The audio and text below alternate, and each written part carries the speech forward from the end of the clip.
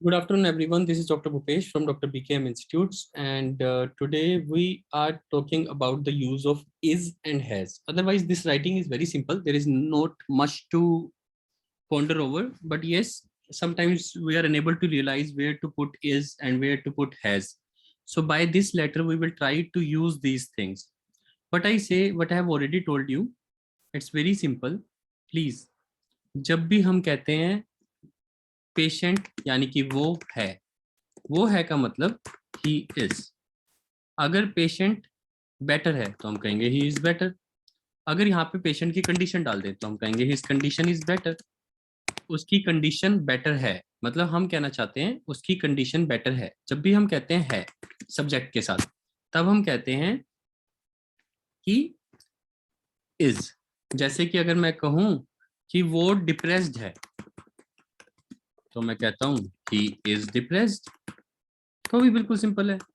वो अनएम्प्लॉयड है तो ही इज अनएम्प्लॉयड।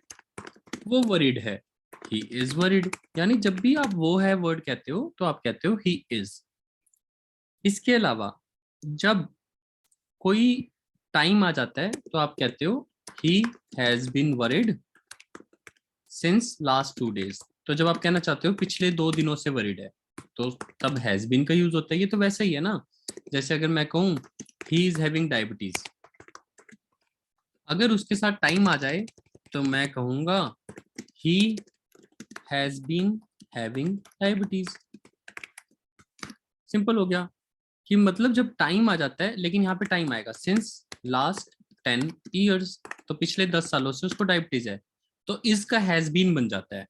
तो ये तो वो कंडीशन है जब नॉर्मल सेंटेंस के साथ टाइम आ जाता है। जैसे अगर वो पिछले 2 सालों से डिप्रेस्ड है तो सिंस लास्ट 2 years जैसे ही मैं लगाता हूँ वो पिछले 2 सालों से डिप्रेस्ड है तो इसकी जगह बन जाएगा ही हैज बीन डिप्रेस्ड। वो हमारा पेशेंट है, he is our patient. As soon as I say पिछले 2 सालों से तो he has been our patient since last 2 weeks। पिछले 2 हफ्तों से हमारा पेशेंट है, हमारे पास आ रहा है। सो इज का हैज बीन बन जाता है। सो ये ना ही पैसिव वॉइस है, ये कोई पैसिव वॉइस नहीं है। ये सिर्फ ये होता है टाइम फ्रेम लगने से इसका हैज बीन बन जाता है।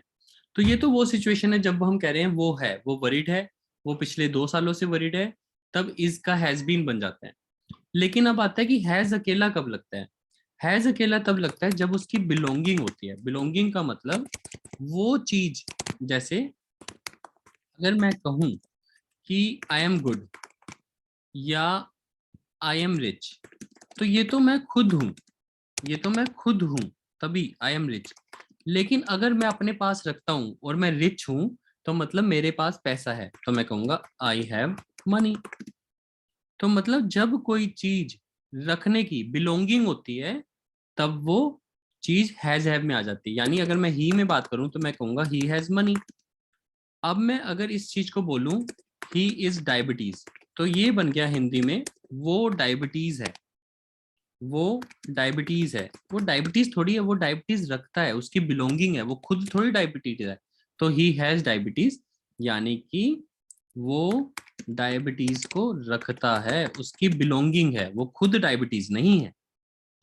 तो कहने का मतलब है कि ऐसे सेंटेंसेस जहां पे बिलोंगिंग आ जाती है, चाहे वो चाह के रखे, चाहे वो हाइपरटेंशन रखे, चाहे वो एक सिंपल सा पेन रखे, उसके पास पेन है ही हैज पेन। उसको टेंशन है, उसको टेंशन है ही हैज टेंशन। उसको हाइपर टेंशन है तो वो भी वो रखता है हाइपर टेंशन।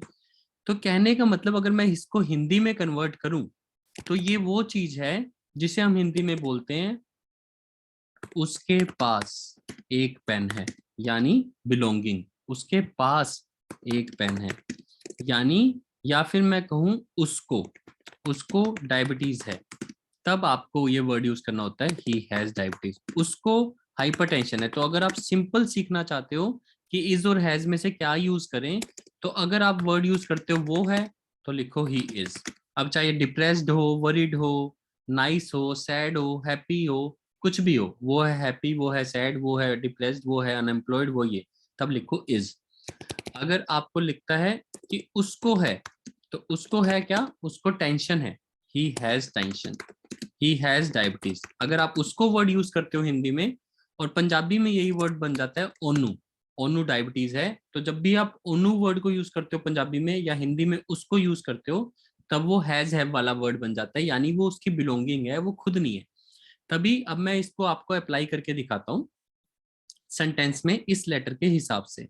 सपोज अगर ऐसा लेटर आता है, ठीक है, वैसे तो ये लेटर बड़ा सिंपल है, पर अगर ऐसी कोई चीज आती है तो देखो, मेमोरी लॉस सिवियर हो रहा है, तो अब यहाँ पे इज लगेगा। क्योंकि ये इज क्यों लगेगा? क्योंकि इज MRING। तो जो हमने अभी तक पढ़ा है रूल, उसमें ये फिट नहीं होता। ये तो प्रेजेंट कॉन्टिन्यूअस टेंस है, रहा है वाला, उसका मेमोरी लॉस, तो यहाँ पे बस ऐसे लगाएंगे, his memory loss is becoming severe.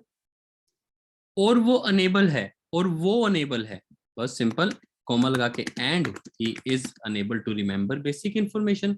तो वो अनेबल है, मतलब वो, अनेबल का मतलब होता है लायक, अनेबल का मतलब वो अब नहीं कर, मतलब वो इस चीज के लायक नहीं है, तो ही इज अनेबल। तो ये इज MR वाला वर्ड है। यानी अगर इस लाइन को मैंने लिखना होता तो मैं लिखता his memory loss is becoming more severe and he is unable to remember basic information.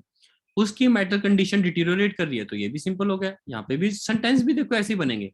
तो बस एक एक छोटा सा आप फुल स्टॉप लगाते हो, फुल स्टॉप के बाद लगाते हो फर्दर, फिर फर्दर के बाद अगली लाइन जोड़ते हो further, comma, his general mental condition is deteriorating. ये लाइन भी पूरी होगी। और वो वर्बली अग्रेसिव है और समटाइम्स फिजिकली भी, ये भी बिल्कुल सिंपल है। ये भी वो है, तो he is aggressive, verbally aggressive and sometimes physically as well. ये लाइन भी पूरी होगी। फिर इनकॉन्टिनेंट ऑफ यूरिन, अब ये खतरनाक चीज है, ही इज इनकॉन्टिनेंट वर्ड आना चाहिए, लेकिन कॉन्टिनेंट वर्ड को हमेशा ऐसे लिखो, he has incontinence. Continence word का यूज करो, आप कॉन्टिनेंट वर्ड का यूज ही मत करो। तो ये वो रखता है, ही हैज कॉन्टिन्यूस, ओनू यूरिन दी इनकॉन्टिनेंस है, he has incontinence of urine, और वो उठ जाता है। ये प्रेजेंट इंडेफिनिट है, ही वेक्स, सिर्फ ही लगाना था, during the night. Difficult to assess due to hyperactivity, अब इसको पहले इंग्लिश में बनाओ कि उसको असेस करना मुश्किल है। सो आपको ऐसी लाइन बनानी पड़ेगी, इट इज। जब भी डिफिकल्ट जैसा वर्ड आता है तो आपको लगता है इट इज डिफिकल्ट, यानी कि ये डिफिकल्ट है, ये डिफिकल्ट है, यानी it is difficult to assess him due to hyperactivity. So that is how you make lines. और अगेन आपको मैं बता रहा हूँ, है बड़ा सिंपल। अगेन आपको इस टाइम लग भी रहा होगा आपको सब समझ आ गया, बट इस वीडियो को at least you should listen to it 3 4 5 times, तब ये गलतियां हटती हैं। और जैसे ये गलतियां हटती हैं चांसेस बढ़ जाते हैं। सो ये गलतियां हटानी पड़ेंगी। और देखो अब सिंपल, अगर मैं इसको पूरा पैराग्राफ बनाऊं तो, after treatment, sorry, his memory loss, now his memory loss is becoming severe and he is unable to remember the basic information. Further, his general medical condition is deteriorating, full stop. Along with this, he is verbally aggressive and sometimes physically as well. Also, he has incontinence of urine and wakes often during the night. It is very difficult to assess him due to hyperactivity. खत्म. So that is how. Again, listen to it again and again. अब यहाँ पे अब यही family situation के बारे में बात करें तो लगा के देखते हैं, यही वो मैरिड है, वो मैरिड है, तो ये भी सिंपल है, वो है तो वो के साथ ही इज मैरिड, सॉरी अगर हस्बैंड कह रही है तो मतलब she is married and lives with her husband, ये तो सिंपल हो गया, and lives with her husband, full stop. उसका हस्बैंड स्ट्रगल कर रहा है, हर हस्बैंड, उसका हस्बैंड। अब ये हो गया सब्जेक्ट। अब दोबारा वही वर्ड है, हर हस्बैंड स्ट्रगल कर रहा है, इज MRING, तो फिर दोबारा present continuous, is struggling to cope with the situation.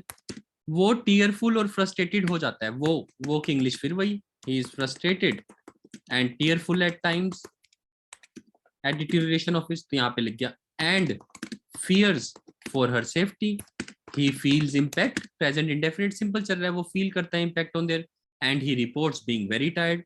अब सन्स जो है वो लिखता है, अगर आपको ये लाइन इंक्लूड करनी है, सन को वो रखता है, मतलब वो खुद सन्स नहीं है। he has 2 adult sons who live, यहाँ पे who लगाते, who live nearby and there is no other family member nearby। वो एक्टिव है, वो खुद एक्टिव है, he is active in church। So that is how you go about it। इस rule को आराम से फॉलो करो।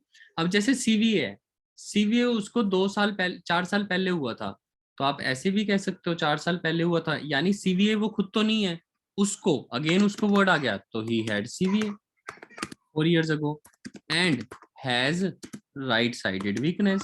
ये दोनों चीजें वो रखता है, वो खुद थोड़ी सीवीए है, और वीकनेस वो खुद थोड़ी है, वो इस वीकनेस को रखता है। he had CVA 4 years ago।